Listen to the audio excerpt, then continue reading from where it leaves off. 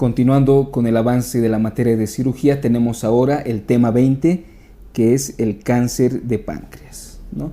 Un poco de epidemiología acerca de este tumor, ¿no? Vale destacar que este cáncer de páncreas es el cáncer más letal que existe. Esto se debe al diagnóstico tardío por parte de los pacientes, ¿no? A la presencia de metástasis tempranas ya en el diagnóstico y a la baja respuesta a la quimioterapia y radioterapia de estos tumores. Es aproximadamente el séptimo cáncer más frecuente de predominio en varones y aparece generalmente en personas mayores de 50 años de edad. Es la quinta causa de muerte por el propio tumor, ¿no? Entonces nos quedamos con que el cáncer de páncreas es el cáncer más letal que existe. Factores de riesgos relacionados con este tipo de cáncer. En primer lugar, el tabaquismo, ¿no? Como podemos ver en la imagen, las personas que fuman, ¿no? que tienen este hábito tabáquico, duplican su riesgo de tener un cáncer de páncreas, ¿no? Multiplican por 2 su riesgo. De igual manera, una diabetes de larga duración, ¿no? Corre el riesgo de tener este tumor. Vale destacar que un diabético adulto, ¿no? Que esté controlando bien sus glicemias, ¿no? De repente empiece a necesitar mayor dosis de insulina, ¿no? Para su tratamiento, así súbitamente, pues también debe hacernos sospechar de un cáncer de páncreas. Los antecedentes de una pancreatitis aguda y una pancreatitis crónica previa también tienen más riesgo de cáncer de páncreas. La obesidad, el consumo de carnes procesadas, como vemos en la imagen, ¿no? Los antecedentes familiares de cáncer de páncreas, especialmente los familiares de primer grado, de igual manera duplican este riesgo, ¿no? Y algunas enfermedades hereditarias, como por ejemplo las pancreatitis hereditarias, el melanoma familiar maligno, algunos síndromes como el síndrome de Peutz-Jeghers, polipósico, ¿no? De colon, el cáncer de mama o cáncer de ovario de igual manera, el síndrome de Lynch. Son algunas enfermedades hereditarias que pueden predisponerlo, ¿no? Entonces nos quedamos especialmente con lo que es el hábito tabáquico, esa diabetes de larga data, ¿no? Que en un momento empieza a necesitar mayor cantidad de insulina, ¿no? Los antecedentes de pancreatitis aguda y pancreatitis crónica. He puesto aquí un TAC de una pancreatitis crónica, donde lo que más va a destacar es esta presencia, ¿no? De calcificaciones en toda la glándula, ¿no? Eso es lo que caracteriza imagenológicamente a una pancreatitis crónica.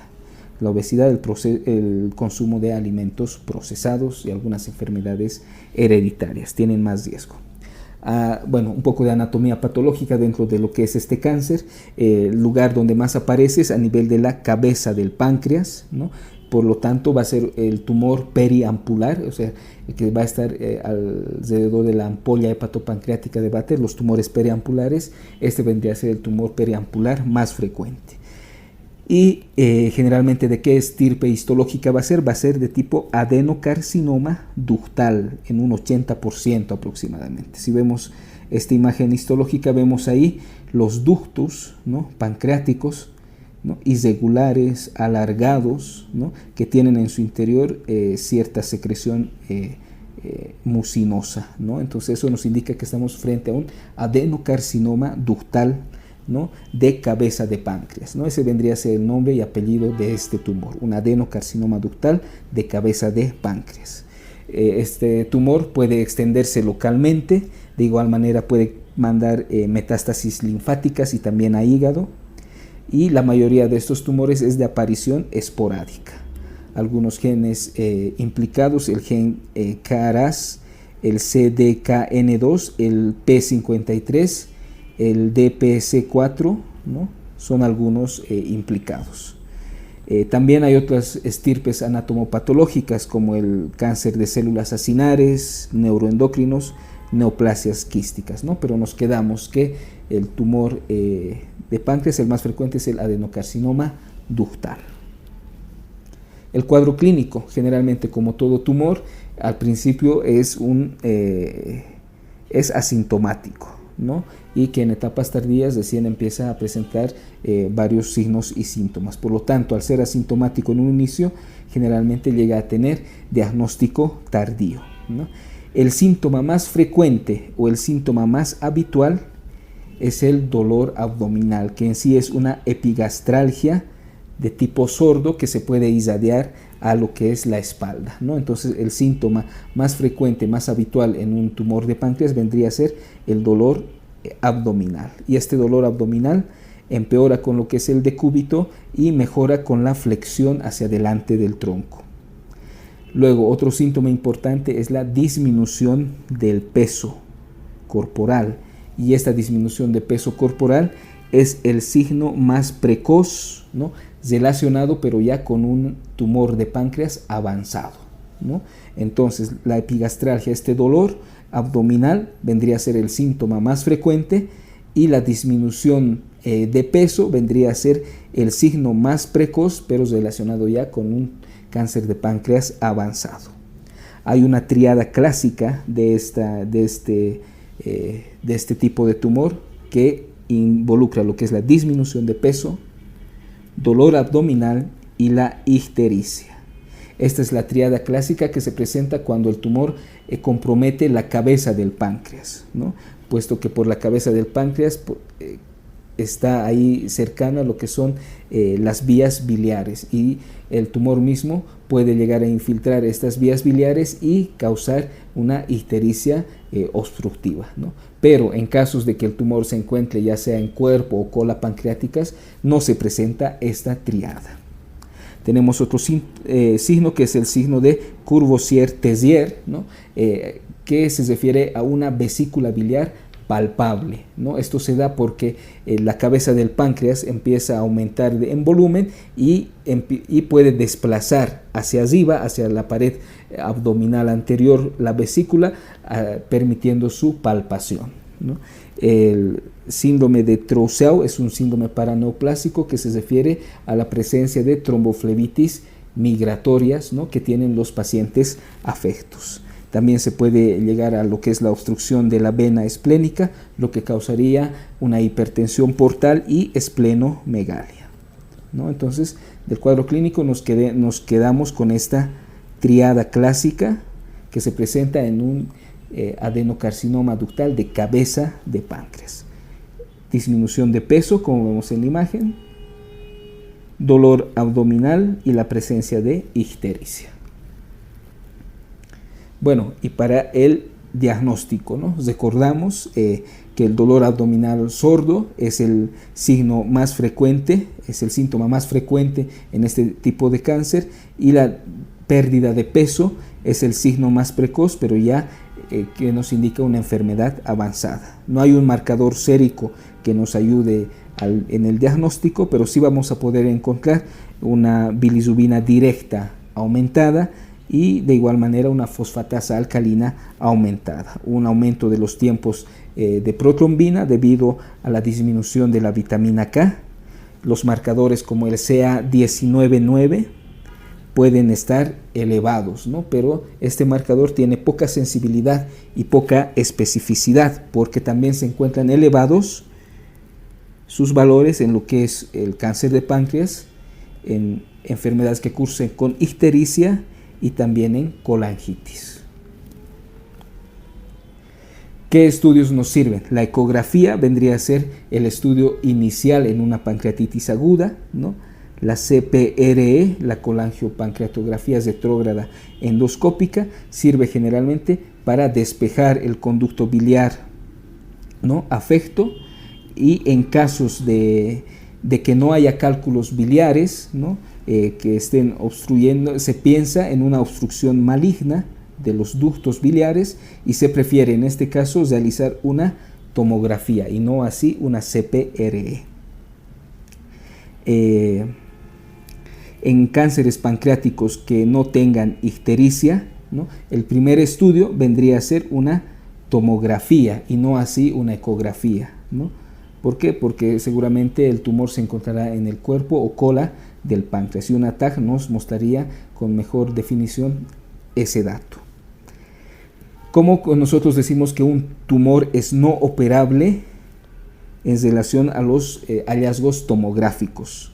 Por ejemplo, un tumor es no operable cuando invade a la arteria hepática, a la arteria mesentérica superior, cuando los ganglios linfáticos están hipertrofiados fuera de los límites de la disección, es decir, han pasado los límites de la disección quirúrgica, cuando hay una ascitis maligna o hay metástasis a distancia, por ejemplo, metástasis en hígado, y también hay invasión de órganos distantes como el colon, ¿no?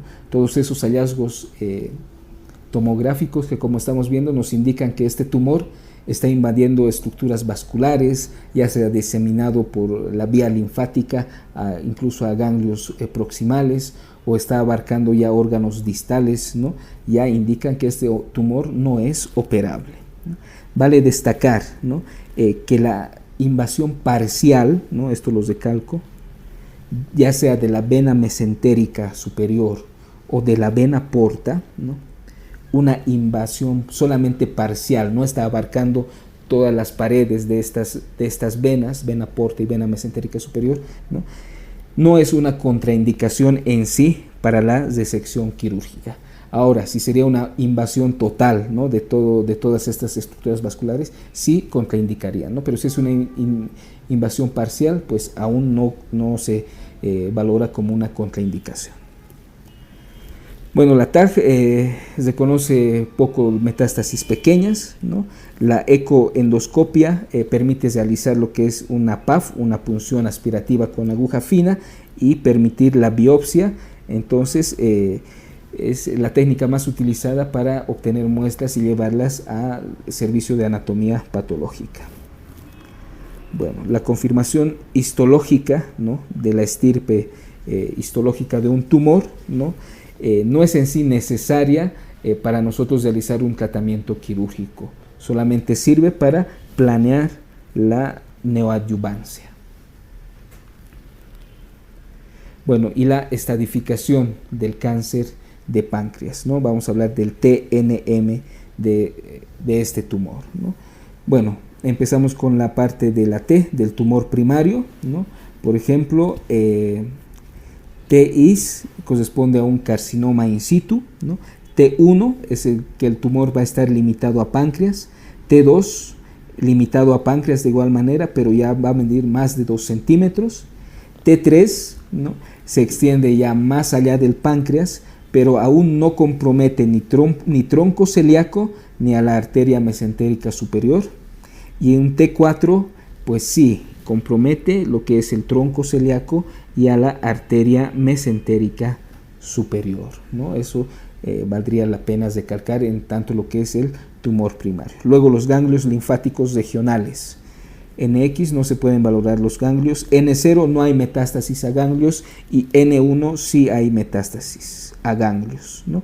Y la metástasis a distancia, M0 no existe metástasis a distancia y M1 ya hay metástasis a distancia, ¿no? Entonces, combinando todos estos TNMs, tumor, nódulos linfáticos y metástasis, se pueden obtener en el cáncer de páncreas los siguientes estadios: un estadio 0, que vendría a ser in situ, un estadio 2, que vendría a ser un tumor localizado en páncreas, un estadio 2 vendría a tener una extensión a órganos circundantes, un estadio 3 cuando ya está diseminado a ganglios, arterias y venas cercanas, un estadio 4 ya cuando hay metástasis a distancia.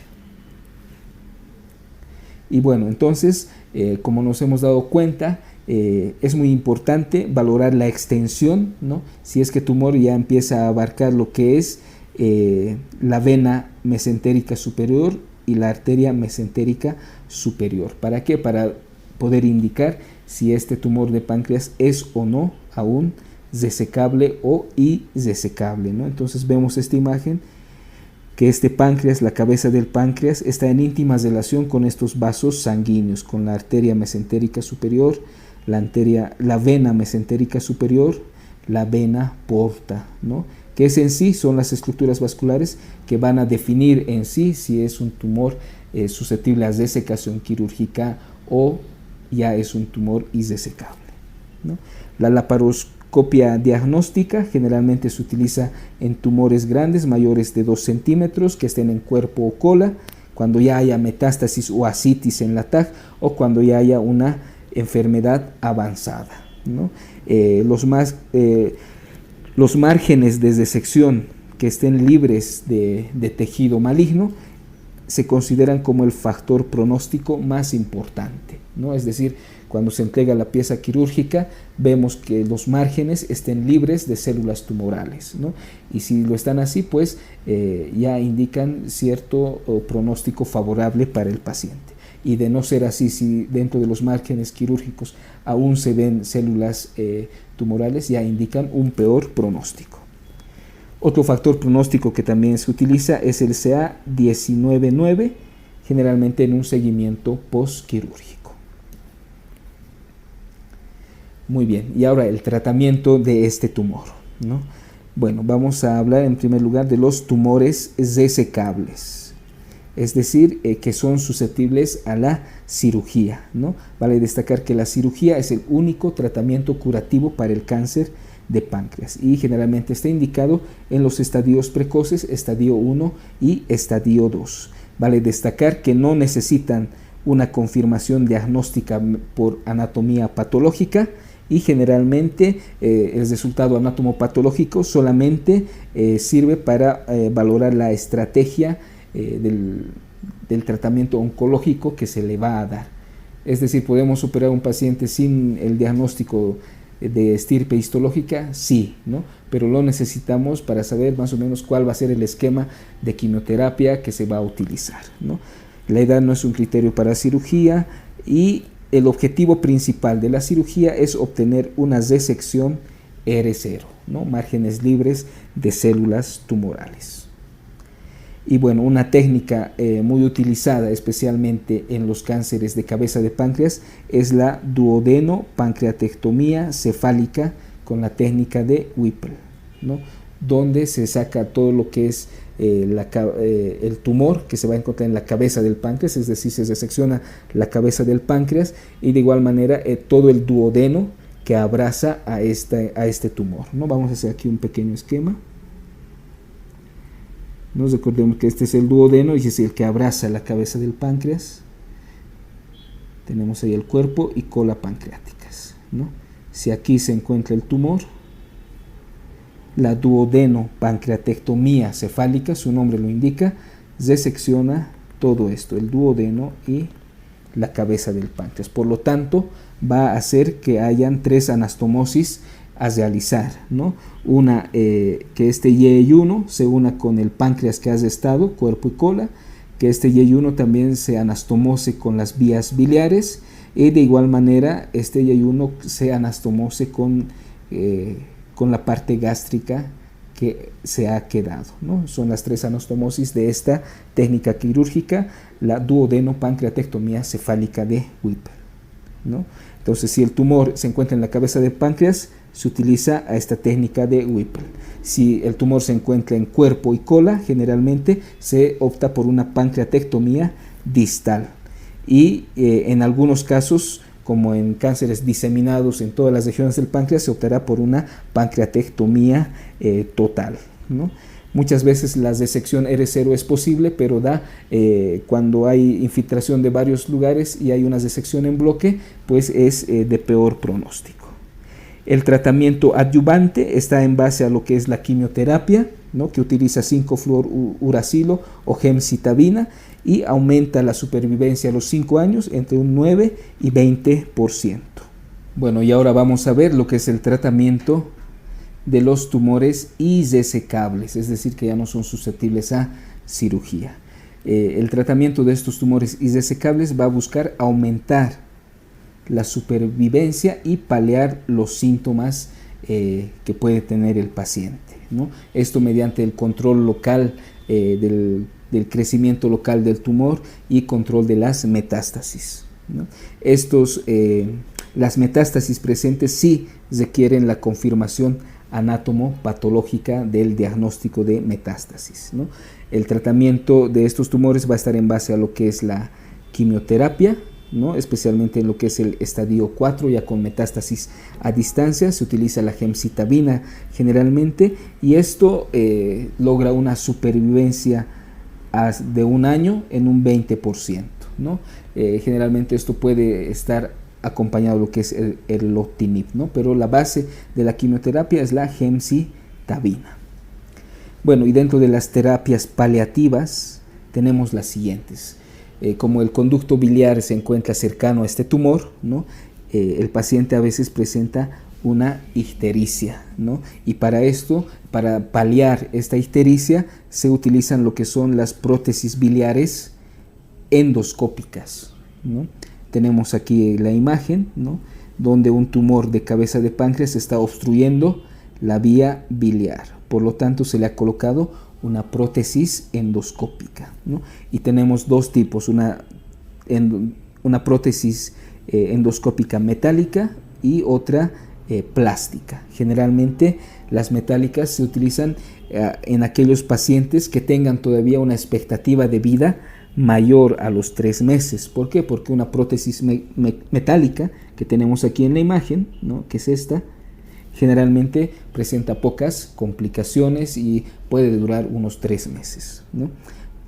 En contraste, las prótesis plásticas, esta la que tenemos de aquí de color azul, ¿no? Generalmente necesitan muchos de cambios, incluso antes de los 6 meses, incluso antes de los 3 meses de vida que puede tener todavía el paciente, ¿no? Entonces se utilizan prótesis metálicas cuando se piensa que el paciente va a sobrevivir por lo menos más de 3 meses, y si la sobrevida va a ser inferior, se prefiere lo que son las prótesis plásticas.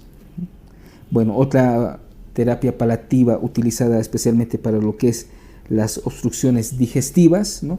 Pueden ser los procinéticos y de igual manera endoprótesis metálicas, especialmente para las obstrucciones duodenales. Se puede realizar lo que es una cirugía, la cirugía gastroenteroanastomosis profiláctica, pero es muy controversial su uso, ¿no? Generalmente ahora se prefieren las endoprótesis, ¿no? Duodenales.